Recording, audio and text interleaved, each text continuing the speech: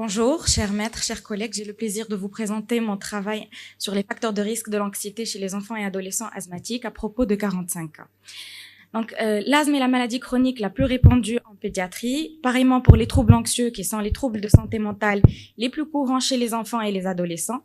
Il existe un lien bidirectionnel entre l'asthme et l'anxiété, et cette comorbidité est une double vulnérabilité nécessitant une prise en charge précoce et multidisciplinaire.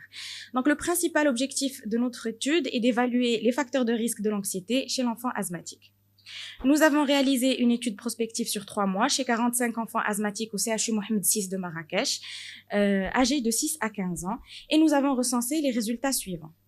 L'âge moyen était de 10 ans, avec un sexe ratio proche de 1, et une anxiété caractérisée a été retrouvée chez le tiers des enfants évalués par l'échelle Stacey, avec en chef de file l'anxiété de séparation, le trouble anxiété généralisée, suivi d'anxiété sociale et de phobie spécifique. Nous avons classé les facteurs de risque de l'anxiété chez l'enfant asthmatique en 4 catégories. Les facteurs liés au patient, à la maladie, à l'environnement et à l'équipe soignante.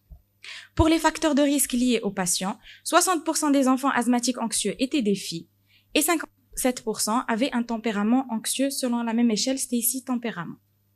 Pour les facteurs liés à la maladie, nous avons recherché l'impact de l'annonce récente du diagnostic, du traitement corticoïde ou bronchodilatateur pouvant tous les deux engendrer une symptomatologie anxieuse comme effet secondaire, et la gravité de l'asthme qui était corrélée dans notre étude à des taux significativement plus élevés d'anxiété, notamment chez les enfants hospitalisés au moins une fois et chez ceux admis aux urgences plus de 4 fois par an. En troisième lieu, on a les facteurs de risque liés à l'environnement, particulièrement aux parents. Les styles éducatifs dominants chez les parents des enfants anxieux étaient le surinvestissement, la maltraitance et le désespoir. Le statut matrimonial, le niveau éducatif, les antécédents toxiques et psychiatriques n'avaient pas eu d'incidence sur les chiffres d'anxiété dans notre série. L'anxiété maternelle gravidique était présente chez 17 mamans lors de leur grossesse. En dernier lieu, nous avons évalué les facteurs de risque liés à l'équipe soignante, essentiellement la psychoéducation. La quasi-totalité des patients ont bénéficié de plusieurs séances d'éducation thérapeutique et plus de la moitié des patients avaient de bonnes connaissances sur leur maladie selon les critères de l'OMS. Seulement, plus de la moitié de cette psychoéducation a été adressée aux parents seuls sans l'enfant. Donc, le bon travail de l'équipe de pédiatrie explique l'absence d'impact de ce facteur sur le taux d'anxiété sur ces enfants. La comorbidité asthme-anxiété avait un retentissement d'une part négatif sur l'autonomie. 60% des enfants avaient une dépendance parentale, 40% un co-sleeping, 50% un absentéisme scolaire, mais d'autre part, le retentissement était positif sur l'observance thérapeutique. Dans la littérature, comme dans notre étude, l'anxiété concerne près du tiers des enfants asthmatiques avec un risque 3 à 10 fois supérieur au groupe témoin. L'anxiété de séparation et l'anxiété sociale en tête de liste, suivie d'anxiété généralisée, de phobie spécifique, troubles de panique en dernière position, contrairement à l'idée reçue générale. Les facteurs de risque rapportés dans la littérature comprennent l'absence de programme de psychoéducation, des facteurs liés à la maladie tels que la gravité de l'asthme, les comorbidités et l'annonce récente du diagnostic, des facteurs liés aux parents comme la santé mentale, le style éducatif, le stress familial et le bas niveau scolaire, ainsi que le sexe féminin et le tempérament anxieux comme facteurs individuels.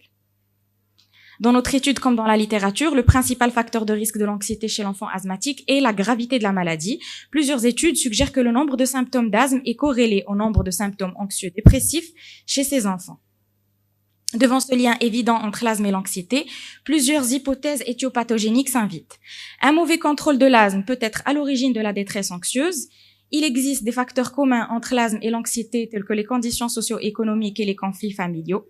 Des associations génétiques entre la santé mentale et l'atopie ont été trouvées dans la littérature et une modification de marqueurs immunologiques tels que le TNF-alpha et l'interféron gamma est observée chez les enfants pris en charge les 6 premiers mois par des personnes anxieuses, d'où l'importance de chercher des facteurs de risque environnementaux, notamment l'anxiété maternelle périnatale.